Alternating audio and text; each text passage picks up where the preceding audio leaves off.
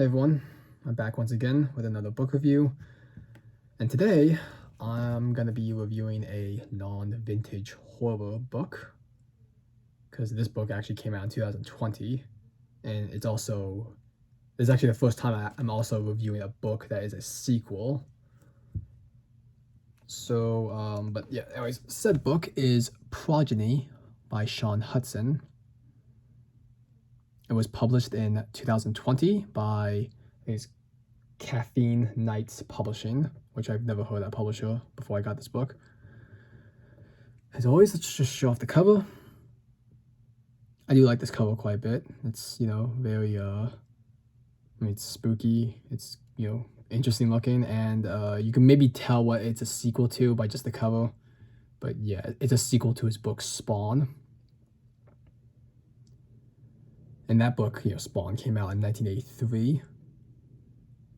So it's quite interesting that he made a sequel after all these years. But yeah, this cover, the cover, it's much like Spawn because it shows these little guys right here.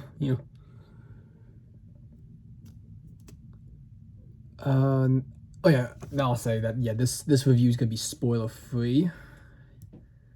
And but yeah, I just do my usual format. So if you watch any other videos, you'll know. Before I get into the actual review, I do say that this is the most recent Hutson novel I've ever read, because all his other novels I've read were from the 80s or 90s. And actually, I'm trying to remember when Slugs came out. I'm not even sure I can't remember if that was the 70s or not. But yeah, I've read like a lot of his very early works. So this was interesting to read a novel that is so recent. And it's kind of interesting seeing how his writing has changed, because it's definitely a little different. And well, this novel is also quite different than his other works, but I'll get into that later. Right now, I'm going to read the synopsis on the back of the book. Can you imagine what it would be like not to have any memory of the first 10 years of your life? Jake Porter knows how that feels. He's a successful psychiatrist and writer. He has an apparently adoring lover and the respect of his peers. But he also has a huge gap where his childhood memories should be. What's more, Jake is tormented by the worst kind of nightmares. Nightmares he's not even sure are his. Tormented by dreams and visions that threaten his sanity. He must find their source in order to understand and banish them. His hunt will take him to a rundown seaside town, to the place where he was raised, and also 40 years back in time, to what he must confront to release himself from the grip of the visions and also to discover the hidden memories. However, he will discover things about himself he did not dare imagine, things he really didn't want to know. And he will also discover that not everyone is what they appear to be. Those revelations will expose a darkness and horror that no one should have to confront. Sometimes a lie is preferable. Some truth is best left undiscovered. Okay, so hopefully I didn't do too much of a job. I do too much of a botched job trying to narrate all that. But anyways, so yeah, that gives you the idea of the book. Now let's get a little bit more details. Again, spoiler free, but I will get into like some things about the characters and the general plot stuff. Although I can't get into too much details because I feel like just how this book is structured, a lot of the stuff is just kind of mundane, and it's also a little hard to talk about without spoiling anything. So that being said, I guess I'll just try to get right to it. Okay, the book opens with a lady getting ready to go to work. She works in a hospital, and well, I'm not gonna get into too much details because I feel like, you should probably see for yourself. But basically, something really horrific happens at the hospital, like really damn horrific. And when you're reading that, you're just like, oh shit, this is crazy, And it's basically the stuff you expect from Hutson.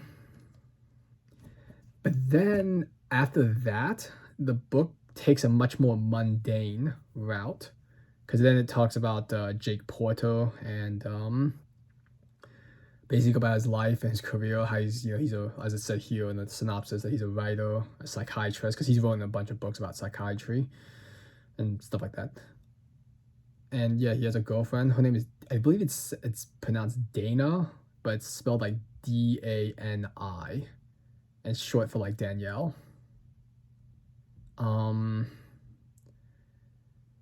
Yeah, he just goes into like details about him and the fact that he has an ex-wife and he has a daughter, and him and his daughter don't really get along that well for quite a few reasons.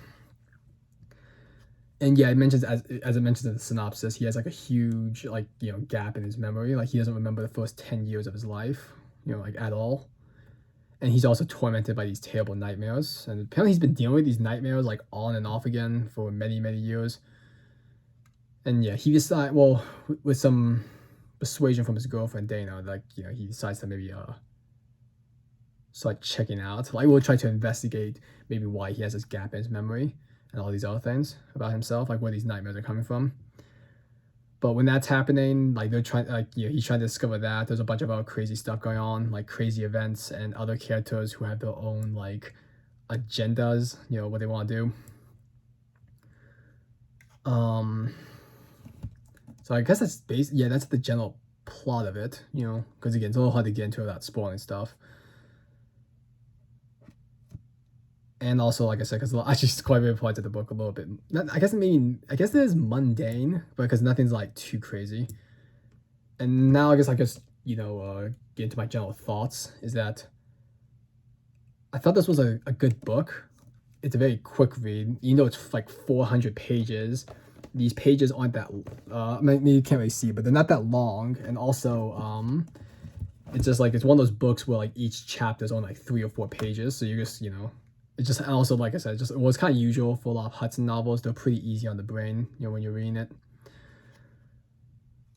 Okay, what I was saying? Oh yeah, I enjoyed it, but the problem I have with this book, and maybe this is just how Hutson's writing is now, I don't know, because like all the other books I read was like super early works, is that this novel, it's not really much like his other books, where those were like splatterpunk kind of things. This one's more like, aside from the opening and a handful of other things, like most of the things that happen in this book aren't really that graphic.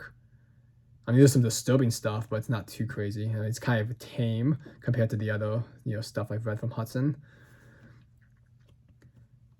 And I feel like this book is mostly a mystery kind of thriller thing, because it's like, it's about Jake trying to figure out about his past, and some other characters are trying to figure out other stuff. And, so it's definitely quite different. Like while reading this, I'm like, this is quite different from all the other, books I've read from him. And maybe it's just me, but I was things got a little predictable. I was kind of able to predict a lot of things, that were gonna happen. But again, I feel like that's not too much of a big deal for novels by Hutson, because a lot of his, like Slugs and Assassin, those were just, they're like, again, I turn your brain off and just enjoy them for what they are. And something else, this is not so much a complaint, but it's not really something that I enjoy too much about this book, is that how a lot of the characters, they're not really the most likable, and some of them are just downright like just douches. Like it's not great. Like for example, Jake, his daughter Lucy, if I remember that's her name. Like I know, like she has good reason to be angry at her dad, but it's like it seems like she's just kind of a bitch to everybody too. So it's like that was kind of annoying, What else? And it's also kind of how the structure. I guess it's supposed to keep you invested, to keep you reading, but it's like one of those books where like when you read it, it's like, it's about to reveal something, but then when you turn the page, it switches to a different characters, like what they're doing. So you're gonna have to like read, like you have to like go to the next chapter to figure out what those other characters were talking about, like what they found out, that sort of thing. I mean, it did keep me interested because I'm like, oh, well, like read what's next. But it was kind of annoying because just kind of like, oh come on, like really you're into then I mean, it's not too much a big deal because as I said the chapters are super short, so you just had to read like an extra 4 pages to I guess get to that reveal, that sort of thing. I should probably start wrapping things up, but yeah. So to sum up, I would recommend this book if you like Hutson's work, especially if you enjoyed Spawn, because I enjoyed Spawn, even though I had quite a bit of problems with it. It was a very mixed bag for me. This one, I gave Spawn a 3 out of 5, and I feel like I would give this one the same thing. It's enjoyable, and I feel like this one's probably a definitely better written novel, and it uses its potential a lot more. Well, by that, it's like, oh, like it doesn't like have anything too, because like Spawn, I was super disappointed that it didn't use its unique idea to its full potential. This one, I felt like the only thing I was disappointed with was the that was my train of thought. What was I saying? Oh yeah, the lack of gore. Right? Yeah. Oh, I don't know what's wrong with me, but anyway, that's what I was really disappointed with. So I'd say this is a good one. Like again, it's not a hard read. It's not that long, and it's just kind of something you want to read more of a mystery with some gore and spooky stuff in it. And as I was saying, that if you enjoyed Spawn, it's pretty cool to read the continuation because this actually has like it references events from Spawn as well as like makes reference like mention of the characters and that sort of thing, and that's always cool to read. So yeah, as I said, 3 out of 5. Would recommend it if you're a fan of Hutson, but it's not my favorite book from him. I would still say that's probably my favorite from him is still Assassin or maybe Slugs. I can't anyways, I guess now I'll just wrap things up. So I'll see you guys next time. Thanks for watching, and as always, take care.